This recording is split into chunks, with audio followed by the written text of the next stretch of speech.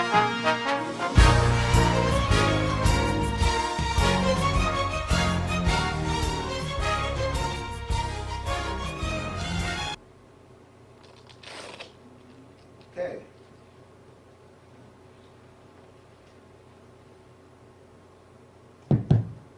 Okay. Today we're going to be speaking concerning Psalms 25.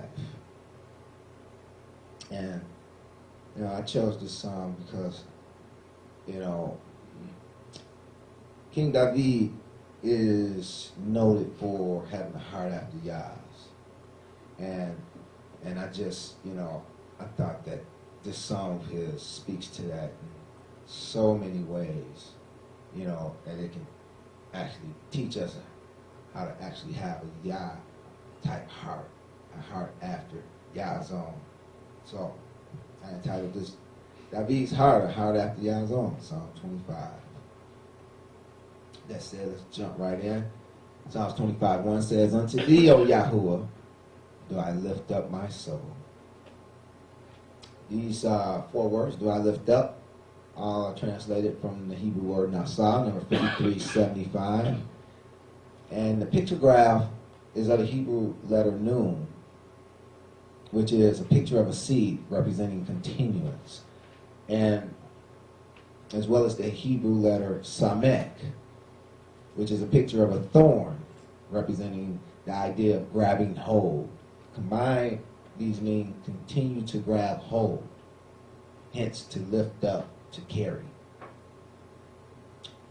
Okay, knowing this, we can infer that King David wanted to lift up his soul to Yah. It says, "Unto thee, O Yahuwah, do I lift up," or do I nasa, do I continue to grab hold of my soul and lift it up unto thee, Yah? So he had a heart to lift his soul up to Yah and keep it there. He was actually entreating Yah to grab hold of his soul and not to let it go, carry it wherever he goes. As a matter of fact, one could even go so far as to say that David is offering himself as a living sacrifice. Apostle Paul says that this is our reasonable service. This is just a reasonable service. It's not the bonus plan.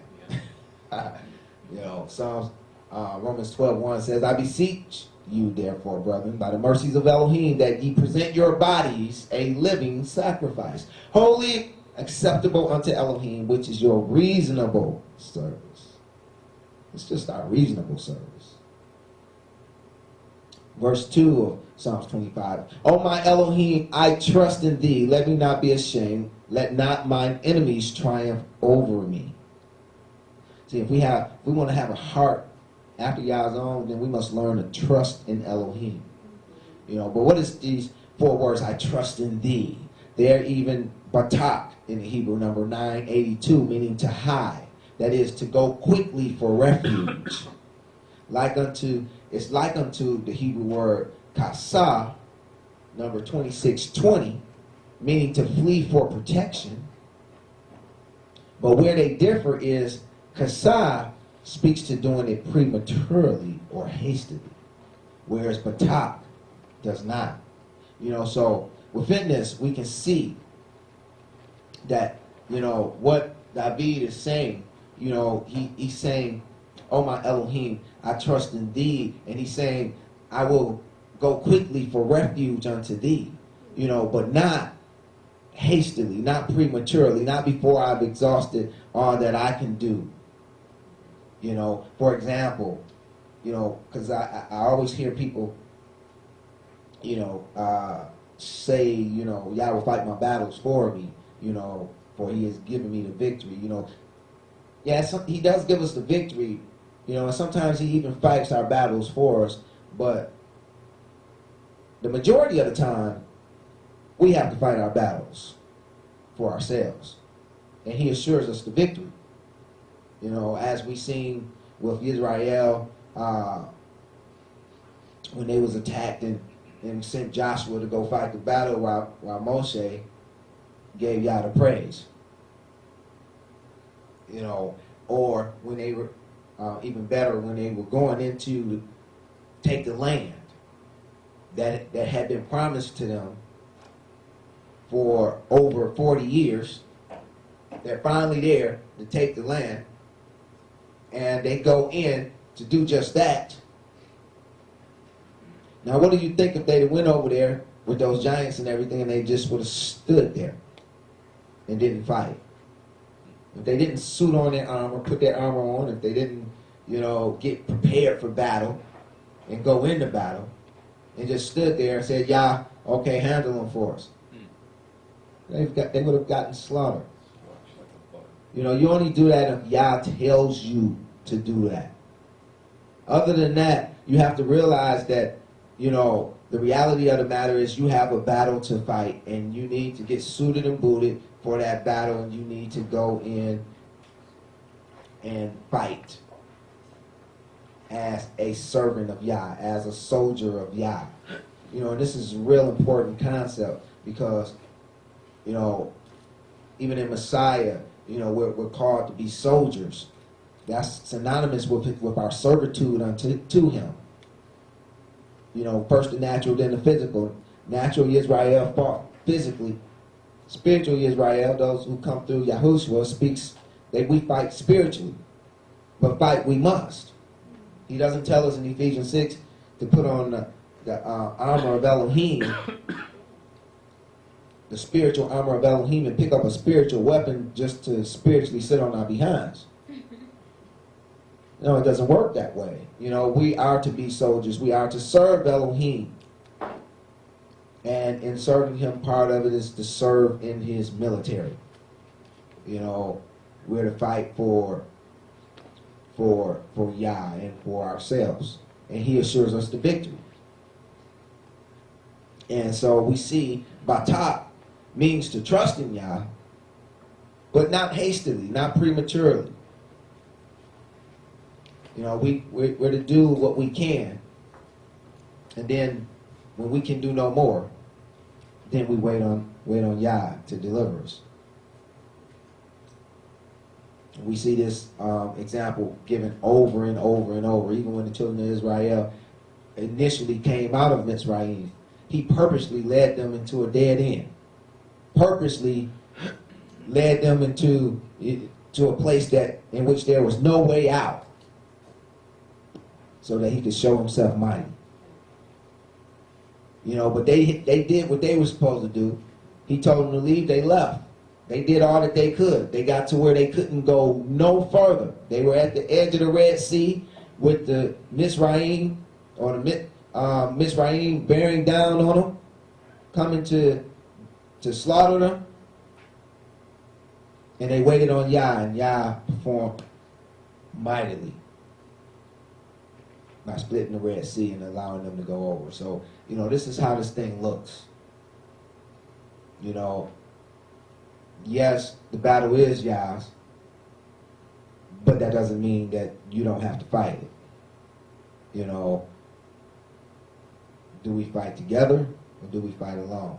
You know, Yah is always with us, and he assures us the victory, but we still have to get suited. We still have to put our armor on. We still have to go out on the battlefield. We still have to fight. You know, so if we want to have a heart after Yah, though, you know, we trust in him. We quickly go to him for refuge after we've exhausted, you know, what we're supposed to do. When we've done everything we know we're supposed to do, that his word tells us to do, then we wait for him. But if we haven't done everything that he's instructed us to do, then we have work to do. You know, just like his word instructs us to put on our armor, you know, to get on the battlefield, to go before the enemy. You know, if we haven't done what we're supposed to do, we can't expect him to keep up his end. Verse 3 of Psalms 25, Yea, let none that wait on thee be ashamed. Let them be ashamed which transgress without cause. Yea, let none that wait on thee be ashamed. Let them be ashamed which transgress without a cause. These two words, that wait. Let none that wait. These two words, that wait, is kabah in the Hebrew, number 6960. It means literally to bind together. So, to have a heart after Yah, we need to wait on him. More directly, we need to bind ourselves together with him. You know, and this is the prayer of David. Let none that bind themselves to him be ashamed. Let them be ashamed which transgress without a cause. You know,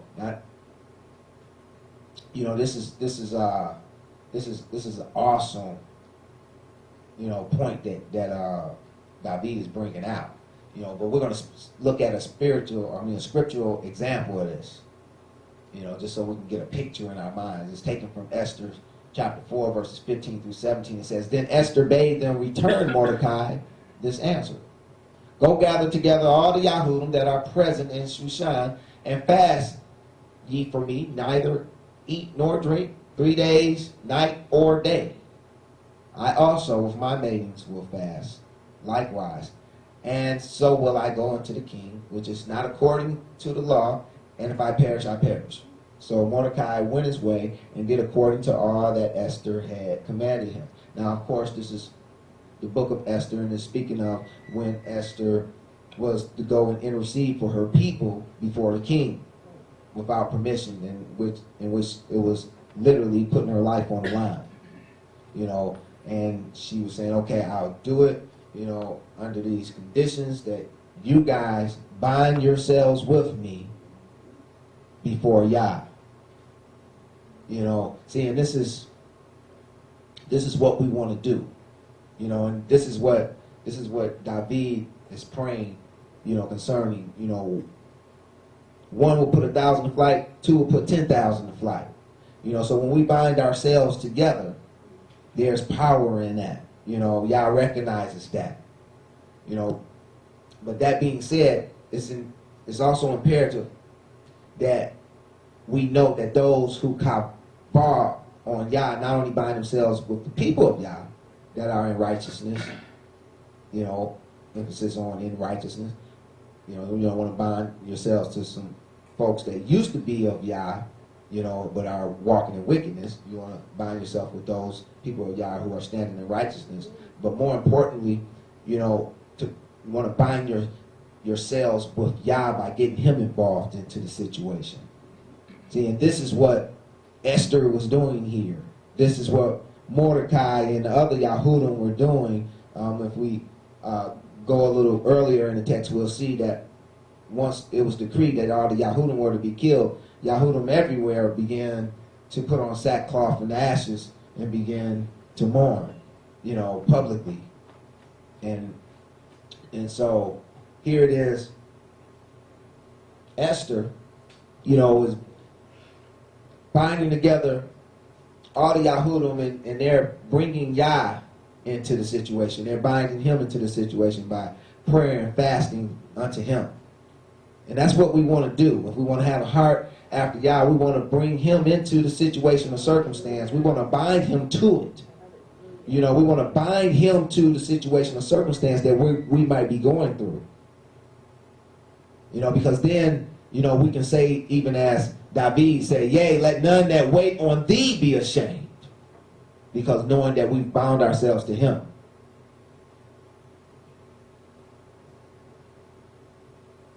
Verse 3, Psalms 25:3, yea, let none that wait on thee be ashamed. Let them be ashamed which transgress without a cause. Now we're going to deal with the latter end of that verse. Let them be ashamed which transgress without a cause. Because this is the heart after Yah. We want those who are of Yah, who truly bind themselves to him. We want none of them to be ashamed. But a heart that's after Yah, we do want to see those who transgress without a cause. we want them to be ashamed. Them are the ones that should be ashamed. You know, and we see a picture of this in the story of Esther as well. You know, Haman, you know, who transgressed without a cause. You know, and this actually happened, you know, actually preceded the first passage that we read, and this is how it began. It's found in Esther chapter 3, verses 2 through 6. Can I have my first reader read Esther 3, verses 2 through 6, please?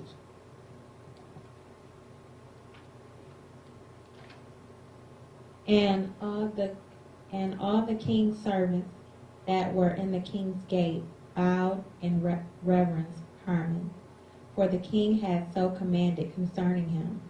But Mordecai bowed not, nor did him reverence. Then the king's servants, which were in the king's gate, said unto Mordecai, Why transgressed thou the king's commandment? Now it came to pass, when they spake daily unto him, he hearkened not unto them, that they told Haman to see whether Mordecai's matters would stand, for he had told them that he was a Jew. And when Haman saw that Mordecai bowed not, nor did him reverence, then was Haman full of wrath. And he thought scorn to lay hands on Mordecai alone, for they had shewed him the people of Mordecai. Wherefore Haman sought to destroy all the Jews that were throughout the whole kingdom of Ahasuerus, even the people of Mordecai. Okay. Hereby we can see how this thing started. We can see the beef that Haman had with Mordecai. You know, the king exalted Haman and gave out a decree that everyone was that all the king's servants that were in the king's gate were to bow and reverence Haman. But Mordecai, he refused to acknowledge this decree. He bowed not, nor did him reverence. You know, and when the other folks seen that, you know, he defied this decree, you know, they began to complain. You know, why people always want to worry about somebody else? You know, how come they just can't stay in their lane and worry about themselves? But here it is, they want to go worrying about somebody else and then get a whole nation put on the hit list. You know, now it came to pass, in verse 4 it says that when they spake daily unto him, they was on his head about this. And he, you know, and yet still, Mordecai hearkened not unto them. And they went back and told Haman, you know, look, we done said this, that, and the other, you know, we've been on this guy, he just refused to do it. And he said the reason why is because he's a Jew. He's a Yahudim. He's one of the Yahudi.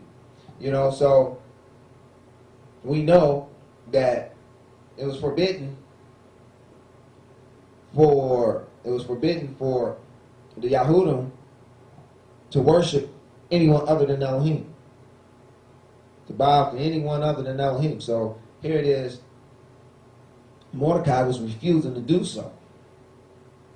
So Haman had a legitimate right,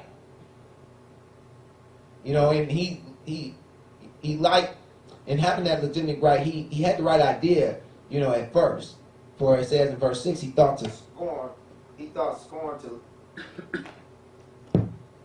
scorn to lay hands on Mordecai alone. That's what he should have done. You know, if he had a problem with Mordecai, then he should have took it up with Mordecai. You know, but after they showed him the people of Mordecai, Haman, you know, got beside himself and sought to destroy all the Yahudim that were throughout the whole kingdom of Ahasuerus. Even all the people of Mordecai. They had done nothing to him. You know, he was transgressing against these people without a cause. You know, even as King David had prayed prior to this happening, you know, that let them be ashamed that transgress against Yah's people without a cause. So we see a real example, real scriptural example of this actually taking place even after King David had prayed this, you know, for himself and for Israel. You know, so we see him transgressing without a cause. But at that time, even up till now, today, Yah continues to answer King David's prayer concerning Israel. You know, when Israel bind together to seek him for refuge, he still acknowledges this prayer in Psalms 25. He still make those who come up against his people without a cause, who transgress against his people without a cause, he still make them ashamed. And he still let none that bind him to their situation and circumstance, that wait on him, be ashamed. You know, this is an awesome picture of how our heart is to be, as well as, you know, what to do and what not to do. Well, let's see what happens with old Haman. My next reader, Esther chapter 6, verses 1 through 8. On that night could not the king sleep, and he commanded to bring the book of records of the Chronicles, and they were read before the king. And it was found written that Mordecai had told of Bigthana and Teresh, two of the king's chamberlains, the keepers of the door, who sought to lay hand on the king Ahasuerus. And the king said, "What honor and dignity hath been done to Mordecai for this?" Then said the king's servants that ministered unto him, "There is nothing done for him." And the king said, "Who is in the court?" Now Haman was come into the outward court of the king's house to speak unto the king to hang Mordecai on the gallows that he had prepared for him. And the king's servant said unto him, "Behold, Haman standeth in the court." And the king said, "Let him come in." So Haman came in, and the king said unto him, "What shall be done unto the man whom the king delighteth to honor?" Now Haman thought in his heart, "To whom would the king delight to do honor more than to myself?" And Haman answered the king, "For the man whom the king delighteth to honor, let the royal appeal be brought which the king useth to wear, and the horse that the king rideth upon, and the crown royal which is set upon his head." Now, we need to consider this, you know, because we see Yah all through this. You know, see, this is how Yah works in these situations when we wait upon him, when we bind him to our situation and circumstance. We see in verse 1, it says, all that night, the king couldn't sleep.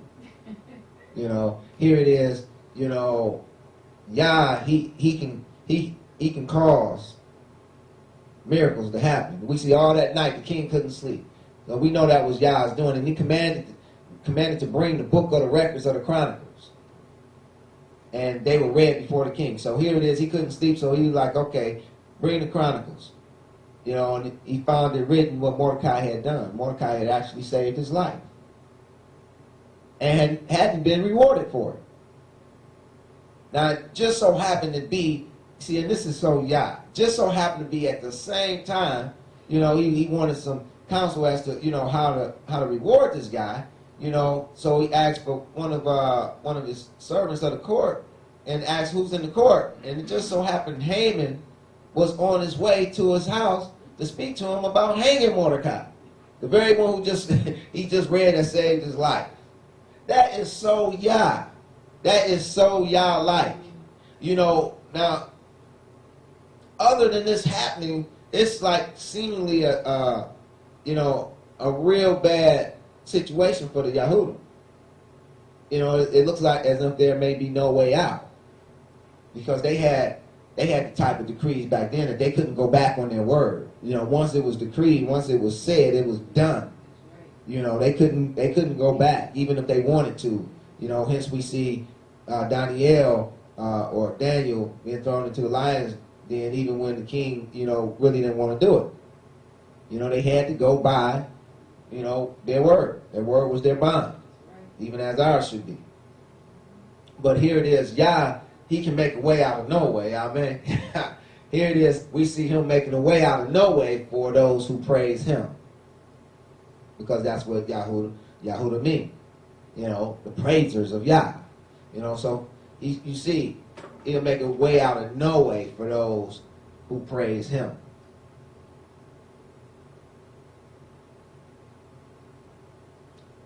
Let's see what comes out of this story. Our next reader, Esther 6, verses 9 through 13.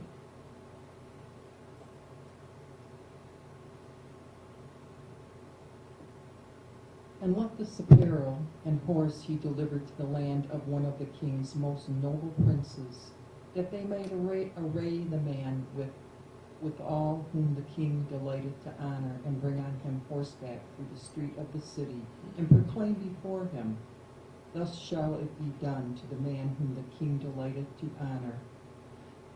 Then the king said to Haman, make haste, and take the apparel and the horse, as thou hast said, and do even so to Mordecai the Jew, that sitteth at the king's gate.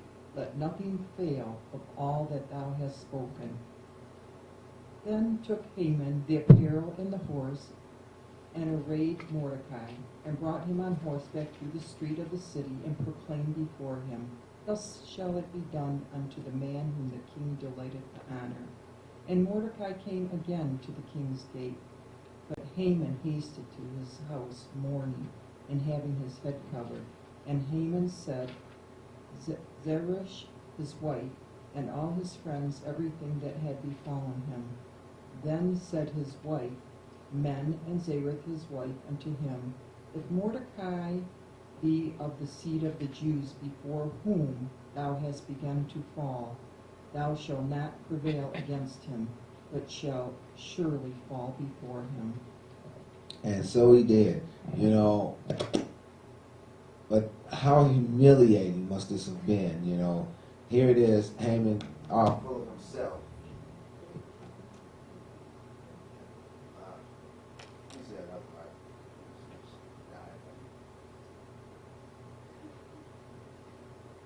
Here it is, we see Haman all full of himself, you know, up on his high horse, so to speak, you know, on his way to ask for the head of Malachi so he can put him on his gallows, and the king actually tells him to exalt Malachi and to make haste and do it, you know, and and it's so awesome. It's a beautiful picture of how Yah will deliver those who wait on him, who bind him to their situation and circumstance. Well, moving on to verse 4 of Psalms 25, it says, Show me thy ways, O Yahuwah, teach me thy paths. These three words, me thy ways, as in show me thy ways, are translated from one Hebrew word, derek, number 1870, which means a road, a way, or a path. It speaks to a road or a course of life. You know, so actually, David is having a heart for Yah to show him his course of life, the road in which he should travel during this lifetime. You know, in Genesis 18:19, we read, For I know him that he will command his children, speaking of Abraham this is, For I know him he will command his children of his household after him, and they shall keep the way of Yahuwah. And this is the same word, direct, number 1870. They shall keep the way of Yahuwah to do justice and judgment. This word justice is number 6666, meaning righteousness. So to do righteousness and judgment, that Yahuwah may bring upon Abraham that which he had spoken of him. You know, so we see here the way of Yahuwah is to do righteousness and judgment. And just what is righteousness? In Deuteronomy 6:25, we have a definition of righteousness. And it says, It shall be our righteousness if we observe to do all these commandments before Yahuwah our Elohim as he have commanded us. So, from this we can infer that the way of Elohim, the direct, the road, the course of life of Yahuwah is to do righteousness and judgment. And to do righteousness is to do all the commandments that he commanded us to do. Okay? Deuteronomy 28, verses 1 and 2 says, and it shall come to pass, if thou shalt hearken diligently unto the voice of Yahuwah thy Elohim, to observe and do all his commandments, which I command thee this day, that Yahuwah thy Elohim will set thee on high above all nations of the earth. See, walking in the way of Elohim is not without benefit. You know, it's not without benefit. It says, if you'll do it, I'll set thee on high above all nations of the earth. In verse 2 of Deuteronomy 28, and all these blessings shall come on thee and overtake thee, if thou shalt hearken unto the voice of Yahuwah thy Elohim. And in Deuteronomy 28, from verses 3 to 15, or 3 to 14 in all actuality, there's an abundance of blessings that will come upon those who walk in the way of Elohim. And seeing that Yah's no respecter of persons, if they walk in that way today, they'll still be blessed in the same like manner. Deuteronomy 28:15 says, but it shall come to pass, if thou wilt not hearken unto the voice of Yahuwah thy Elohim, to observe to do all the commandments and his statutes, which I command thee this day, that all these curses shall come upon thee and overtake thee. And from verses 16 to, I forget now, but somewhere around 45 or something, 45 or 46, encumbers a whole heap of curses for those who enter into covenant with Yah and do not keep their end of the bargain. Don't keep their word. So there are benefits, true enough. There are benefits to walking in the way of Elohim, and there are consequences for those who bind themselves to Yahuwah and decide not to walk in the way of Elohim. Okay? Verse 25. Lead me in thy truth and teach me. The latter part of verse 4. That will show me thy ways, O Yahuwah. The latter part of verse 4 says, teach me thy paths.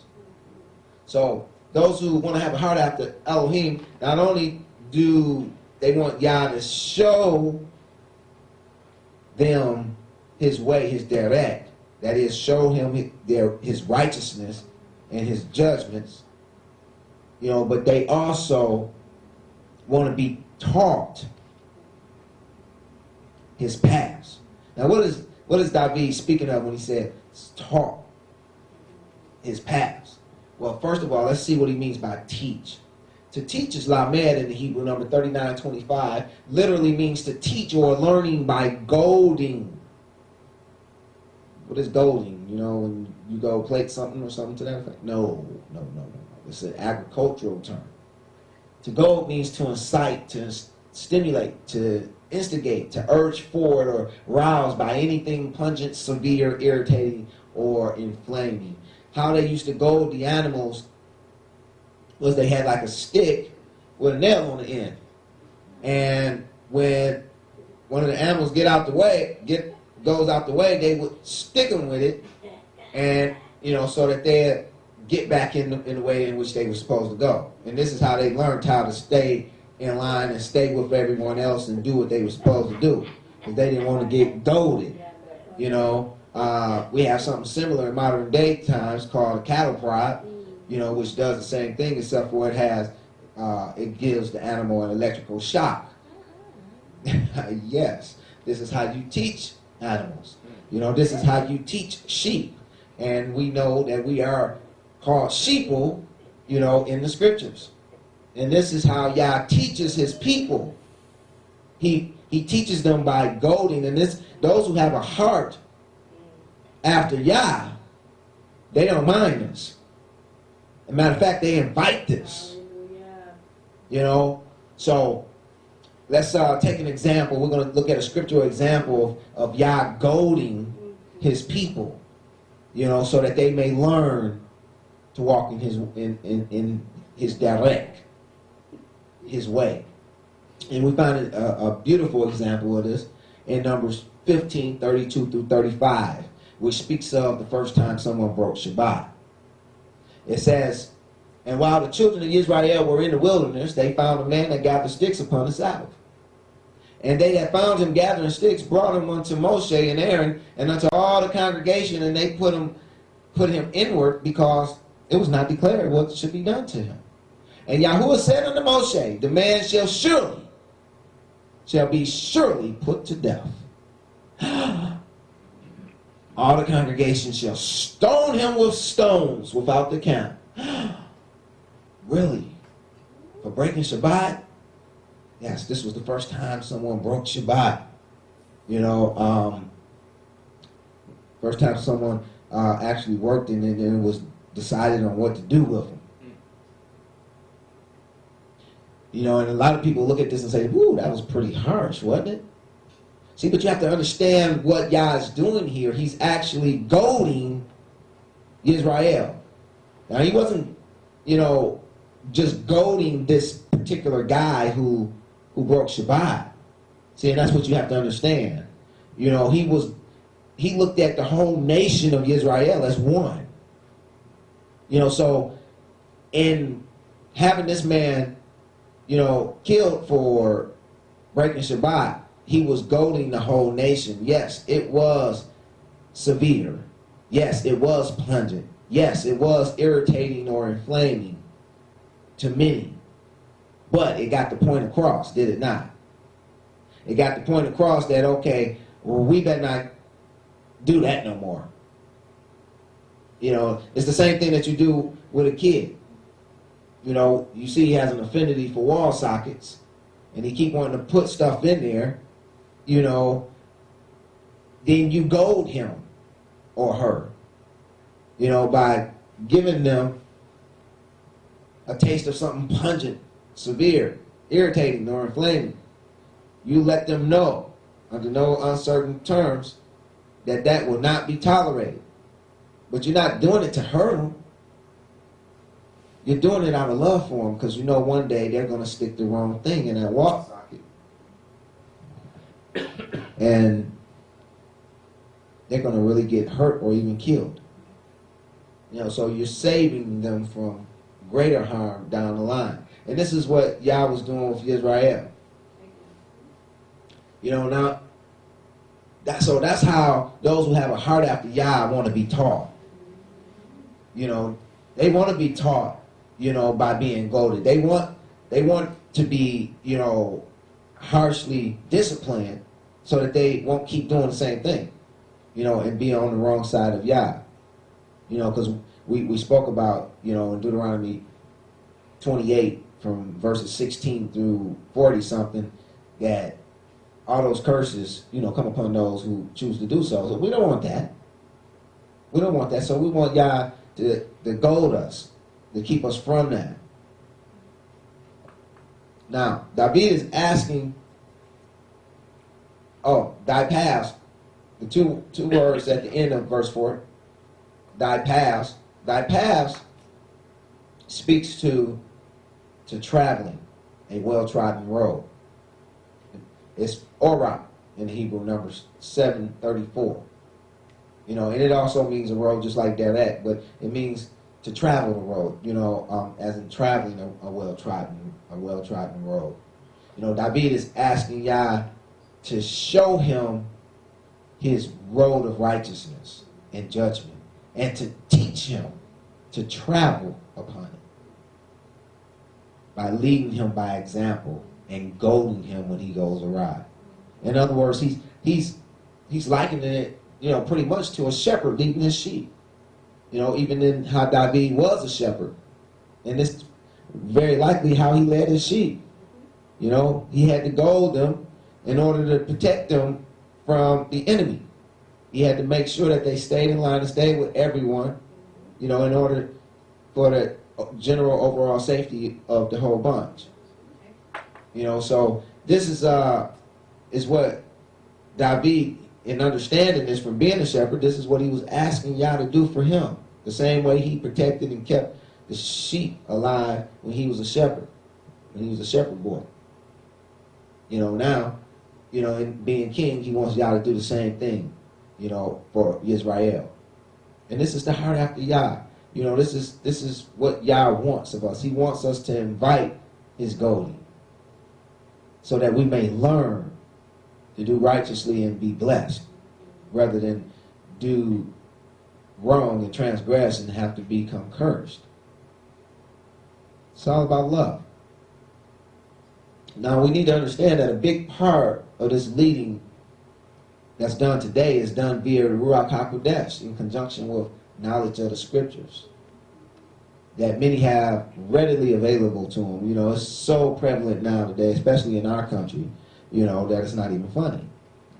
You know, but we learned in 1 Corinthians chapter 10, verses 6 through 11, it says, now, these things were our examples to the intent that we should not lust after evil things as they also lusted. See, we have something to learn from, something to look to and see what to do as well as what not to do. We can look back at scripture and determine, you know, what Yah had favored, what he favored and what he disfavored. You know, verses 7 through 11, neither be idolaters as some were of them. As it is written, the people sat down to eat and drink and rose up to play. Neither let us commit fornication as some of them committed and fell in one day 23,000. Neither let us tempt Messiah as some of them also tempted and were destroyed of serpents. Neither murmur as some of them also murmured. Neither murmur ye as some of them also murmured and were destroyed of the destroyer. Now all these things happened unto them for examples, and they are written for our admonition, upon whom the ends of the world are come. You know, so we see that these things are put in scripture for our admonition. You know, we need to take heed. You know, this is the way, part of the way he's leading us today. You know, Israel, they didn't have no scriptures in order to adhere to and see what to do and what not to do. So he came down and led them personally. Cloud by day, pillar of fire by night. See, but, you know, many have died and have bled and died that we might have the scriptures available to us, you know, which is a miracle in and of itself, that it survived all these thousands of years and is put before us at our disposal. You know, so Yah still is performing miracles now today. Every time you look in your word, every time you open it up, you know, you're looking at a miracle. You're looking at a miracle that is even in your face or made available to thee. Because for so many in history, it was not. And we need to be grateful for that. Verse 5. On thee do I wait all the day. This is the end of verse 5. You know, on thee, you know, do I wait all the day. You know, well, beginning of, I don't know if we read the beginning of verse 5, but Psalm 25:5, lead me in thy truth and teach me, for thou art the Elohim of my salvation. On thee do I wait all the day. So again, you know, he's asking to be led in Yah's truth, you know, and taught or goaded. He said, lead me in your truth and goad me. Make sure I stay there. You know, harshly discipline me so I stay in your truth. For thou art the Elohim of my salvation. For you are the only salvation that I look to. And on thee do I wait all the day. You know, so again, you know, on thee do I lift myself up. Do I bind myself to you and wait on you all the day. So we're going to take a look at on thee do I wait all the day.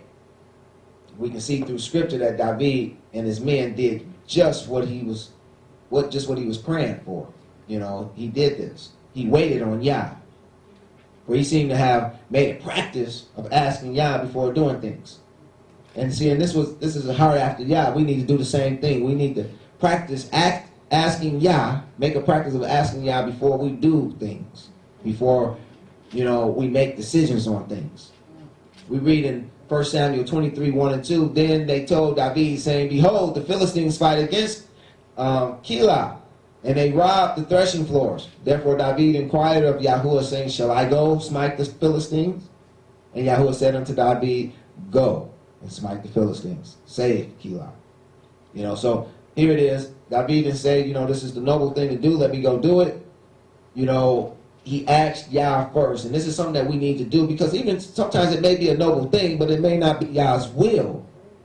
See, because sometimes things are happening to people because, it's warranted. Sometimes Yah is whooping folks. Sometimes he's goading them. Sometimes he's actually goading them. And if you jump in front of the cattle prod, you're going to get shot instead of them. If you jump in front of that goad, you're going to get stuck.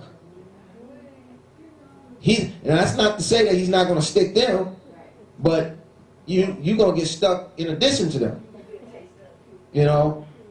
So I advise you to utilize wisdom and ask Yah before making your decisions. We see again in 1 Samuel 30, verse 8, and David inquired of Yahuwah, saying, shall I pursue after this troop? Shall I overtake them? He want to know that too. Yeah, you may want me to pursue, but will I overtake them? And he answered him, pursue, for thou shalt surely overtake them, and without fail recover all. And this was speaking to when they came in and took their wives and children.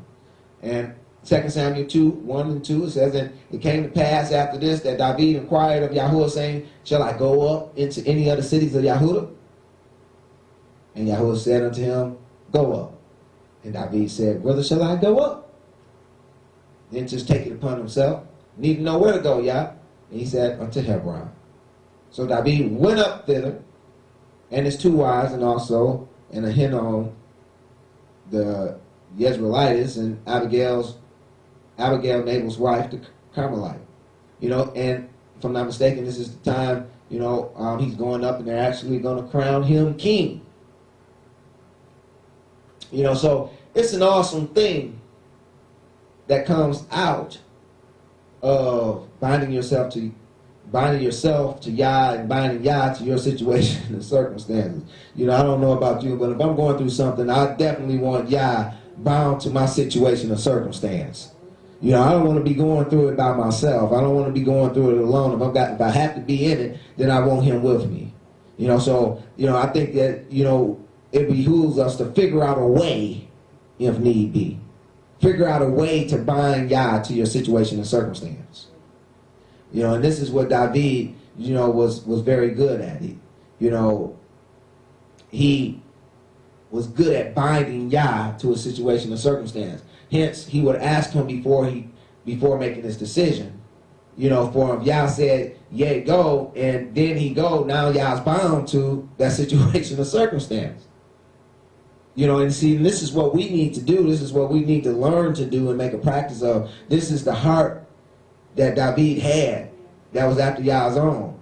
I know this seemed like the right thing to do, but I got to make sure Yah is with me in this.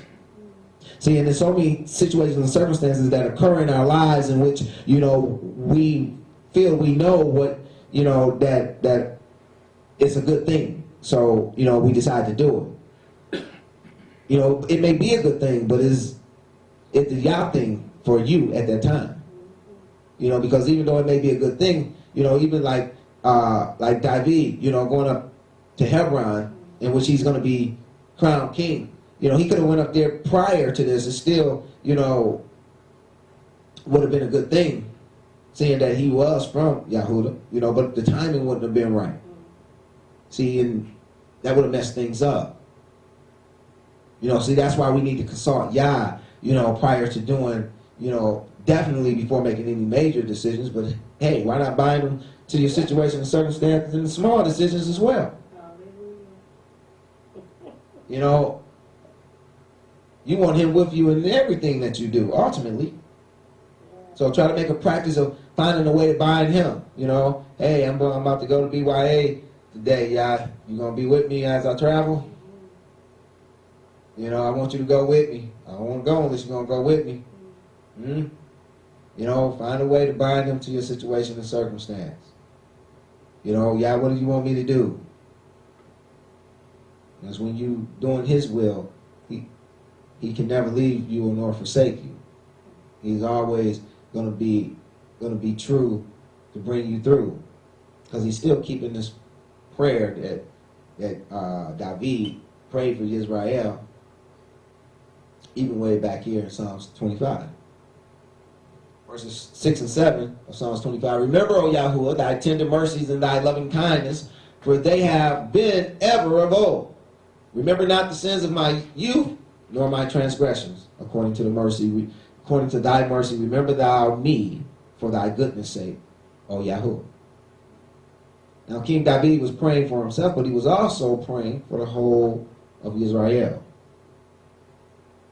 For he was their head, and so anything he did affected not only himself, but Israel as a whole.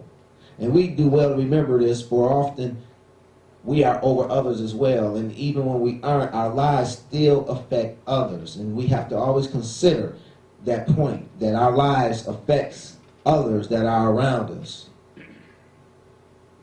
You know, and we always want that effect to be a good one.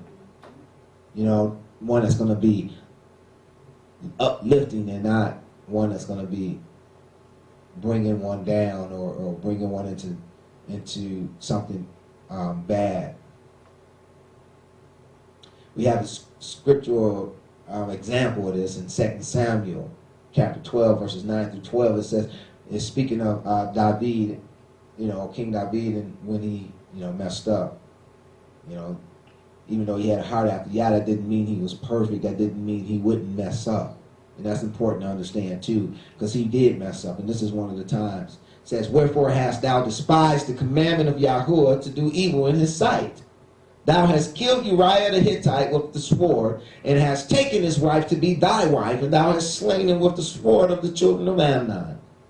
Now therefore the sword shall never depart from thine house. Now he done just caused his whole household to have to suffer the sword ever being in it. You know, now if it's the sword is the word of the Elohim, that's a good thing. You know, but if it's a sword of the enemy, then that's another. And Yah was speaking about the sword of the enemy. Because thou hast despised me and hast taken the wife of Uriah the Hittite to be thy wife. Thus saith Yahuwah, behold, I will raise up evil against thee out of thine own house. And I will take thy wives before thine eyes and give them unto thy neighbor, and he shall lie with thy wives in the sight of this sun. For thou didst it secretly, but I will do this thing before all Israel and before the sun. So not only is his family affected, but all Israel becomes affected because they have to watch this tragedy and this wickedness. You know, so what we do affect others, and we always need to keep that in mind. You know, if we're going to have a heart after Yah, we need to keep that in mind. In verse 8 of Psalms 25, we read, good and upright is Yahuwah, therefore will he teach sinners in the way. Now you would think that this word teach means to go, but it does not. This is a totally different word in the Hebrew. It's number 3384, and it means Yarah, a primitive root meaning to flow as water. That is, to rain. It's also a verb meaning to shoot, to throw, or to pour. So, we have a scriptural example of where it's used elsewhere. In Hosea 10:12, it says, sow to yourselves in righteousness, reap in mercy, break up your fallow ground, for it is time to seek Yahuwah till he come and rain righteousness upon you. This word rain here is the very same word, Yarah, number 3384. You know, meaning to flow as water. You know, and we see here it's associated with righteousness. You know, he's speaking of, in verse 8 of Psalms 25, therefore will he teach sinners in the way. Therefore will he rain upon them. You know, the water speaks to righteousness, speaks to his righteous counsel. You know, so he will counsel us in the way. Verses 9 and 10, the meek will he guide in judgment, and the meek will he teach his way. Now here it is, this word teach here is 1869, and it speaks to derek. You know, it speaks to derek, as we went over previously. You know, that's where it's rooted to. It says he will guide. You know, this is also 1869. And I think I even have the formal definition coming up. In judgment, and the meek will he teach his way. You know, and all the paths of Yahuwah are mercy and truth unto such as keep his covenants and his testimonies. And this word paths, you know, this is not derek. This is the other word that we went over that speaks to traveling the road, the well-trodden road. You know, so this is speaking about traveling the well-trodden road. So here in verse 10, David acknowledges that all Yah's paths, that is his examples of his of Yah, are mercy and truth. And this is important to understand because, you know, everything Yah does, you know, it is centered around mercy and truth. You know, even when he's goading, where it may seem harsh, it's really centered around his mercy. Because if he don't goad you now, he may, you know, it may bring about your death later. You know, so that's his mercy at work. And his truth, which is everlasting. You know, both of them are everlasting. You know, and they're directed unto such as keep his covenant and his testimonies. You know, in other words, Israel. Knowing this, we can form ourselves a check and balance system to help determine whether or not we strayed from the way. You know, is what you're doing centered around mercy? Is it centered around truth? If it is, then you're good. If it's centered around the mercy of Yah and the truth of Yah, you're good. But if it isn't, then you know you're not good. And you need to get good before you get goaded. Verse 11, for thy name's sake, O Yahuwah, pardon mine iniquity, for it is great. David knew he wasn't perfect. He knew he made mistakes.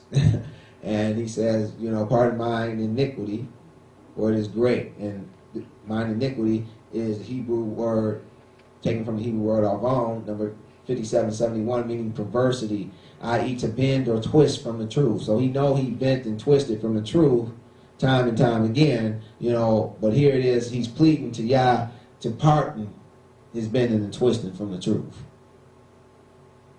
You know, he goes on in verse 12, says, what man is he that feareth Yahuwah? Him that teacheth in the way that he shall choose. You know, this word fear is Yareh, meaning fearing, afraid, reverent. It literally means to be afraid. It means to be fearful. Yes, Yah wants us to fear him. He also wants us to respect him, but he wants us to fear him as well. You know, fear his words, fear his teachings and instructions. Fear that he's going to do exactly what he said he's going to do, whether it be good or whether it be bad. And he says, and him shall he teach in the way. The one that fear of him is the one that he's going to teach. That's the one he's going to teach to walk the way of life. In verses 13 and 14 it says, his soul shall dwell at ease, and his seed shall inherit the earth. The secret of Yahuwah is with them that fear him, and he will show them his covenant. See, it's a good thing to fear him and to fear his word. This word secret here is Sodeh, number 5475, meaning private counsel. So you want private counsel of Yah, then you need to fear him, because that's who he gives private counsel to, those who fear him. And to them he will show his covenant. This word show is 3045, meaning yada, to know, to learn, to know. So them are the ones that he's going to teach and cause to understand his covenant. He's going to have private counsel with them. He'll privately counsel them, and he will teach them and cause them to know his covenant. Here David's heart pleads with Yah to pardon his iniquity. You know, and that's what we should do. Our heart should plead with Yah to pardon our iniquity. For Yah's, not for our sake only, but for his name's sake. See, because those of us who have a heart after Yah, we care about Yah's name. We care about his name because, you know, we want what we stand for and what we represent to be something that's notable, that's admirable, that everyone can see, that they might want to come in and be likewise. You know, but when we bring wickedness and we bring shame to his name and take it in vain, you know, it sends the wrong message to those on the outside looking in. You know, and it causes them not to want to come to Yah. And we know that ultimately, you know, those who don't come to Yah will perish. And those who do come to him will live. And we want everyone to have life, even those who are bad, even those who are wicked. We don't want them to stay bad and wicked and receive life. We want them to repent and convert from their wickedness and receive life. You know, if we have a heart after Yah, we don't want to see anyone perish. But it's up to salvation and come into the fold and walk in righteousness. Verse 15, mine eyes are ever toward Yahuwah, for he shall pluck my feet out of the net.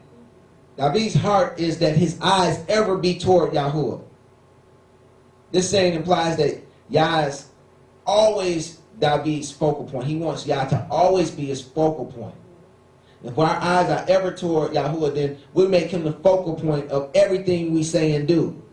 You know, we try to filter what comes through our lips in conjunction as to whether or not it will bring harm or do good to Yah's great name in whom we represent. You know, we make him the focal point. You know, is it within his will or outside of his will what we're about to do or say? What wise counsel this is for us today. That we seek to have a heart after Yah's own. What if we likewise made Yah the focal point of everything we said and done? What do you think he'll do for us in return? You know, how do you think he'll respond, you know, when we have a situation or circumstance on our hands? Can you imagine before making a trip to the market, you contemplate how you can make Yah the focal point of the trip? Maybe, you know, you consider by what you're going to wear. How can you make him the focal point of your wardrobe? Or how you're going to interact with the people once you get there. How you'll make him the focal point of those interactions. For instance, what greeting could one use that will put Yah front and center? Make him the focal point of whatever you're about to say. You know, keep your eyes ever toward Yah. You know, make him the focal point of your lives. This is the heart after Yah's own. Verses 16 through 18, turn ye unto me and have mercy upon me, for I am desolate and afflicted. The troubles of my heart are enlarged. O bring thou me out of my distresses. Look upon mine affliction and my pain, and forgive all my sins. Again, David asked for mercy for the third time. He asked for mercy, and for the third time he asked for forgiveness. You know, we need to ever be on our face and presenting our pleas to Yah for forgiveness for where we go astray. Do you think Yah would be apt to deliver us from our perils also if we likewise made him the focal point of our lives? Do you think he would be willing to forgive us? Of course, because his mercies endure forever. You know, when we're sincere towards him, he's sincere towards us. Verses 19 through 22, consider mine enemies, for they are many, and they hate me with cruel hatred. Oh, keep my soul and deliver me. Let me not be ashamed, for I put my trust in thee. Let integrity and uprightness preserve me, for I wait on thee. Redeem Israel, Elohim, out of all his troubles. You know, it's important to note verse 21. It says, let integrity and uprightness preserve me, because the heart that's truly after Yah doesn't want something for nothing. The heart that's truly after Yah, you know, wants Yah to treat them according to their integrity and uprightness. You know, they want to be kept in accordance to their integrity and uprightness. Now that doesn't mean that, you know, they don't think that they've ever done anything wrong, but they know that their heart was in the right place. They know they tried to do what was right even when they found themselves doing what was wrong. You know, and that speaks to their integrity. You know, and they're asking, don't go by my actions per se, but go by my integrities and the uprightness that's in my heart, Yah. According to that, preserve me. For I wait on thee. Ultimately, you're my El, and I'm lifting myself up as a living sacrifice unto thee.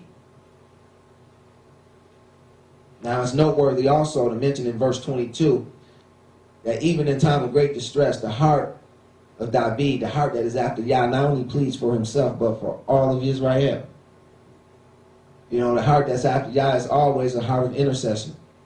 It's always a heart that's have not only ourselves, but others at heart.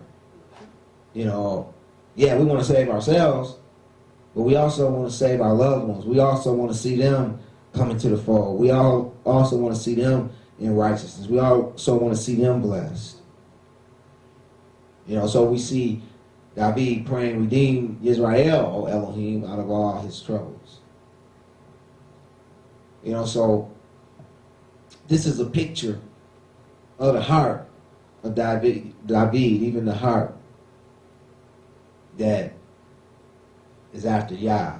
So in conclusion, knowing that Yah is no respecter of person, we can also infer from Psalms 25 that if we offer up our souls unto Yah and bind him to our situation and circumstances and trust and wait on him, that our enemies will not triumph over us, nor shall we be ashamed. You know, that Yah will come through for us. Additionally, we can infer that if we learn the ways of Yah and walk in his truths, then he'll forgive us of our sins and be merciful towards us, even as he was towards David and the other members of Israel that we read about in the scripture.